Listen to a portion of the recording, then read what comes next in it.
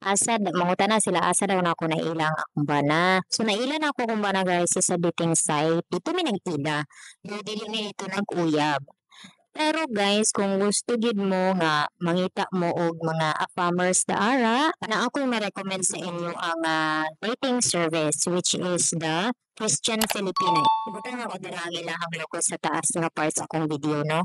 Para makita ninyo og feel free to log in. Mas tiyada ni siya nga dating service guys kay ilag yung ginasure nga walay mga scammer nga makasulod daara nga dating service. Na-sure jud nila nga legit jud ang mga member ana nga dating service. Basin di ay maura na jud ang way para makakita na jud mo inyong love of your life. Para sa ako no, ang akong apas jud sa mga foreigner is ang ila ang liwat guys.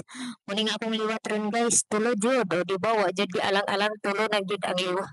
Labi na ako nga naginuton ko ng bawi na lang gid sa atong anak no. Kung wa mo surte sa mga Pinoy dito ta sibog ta sa foreigner guys. Itaw guys kung gusto mo maka-affirm gyud or makauyab or makabana og affirm, ma-recommend yun ako na siya nga dating service. Butang lang nako sa pin comment guys ang ilahang dating service na Christian Filipina. I-click lang yun nun na.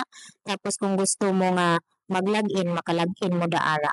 So ayan lang guys, happy hunting!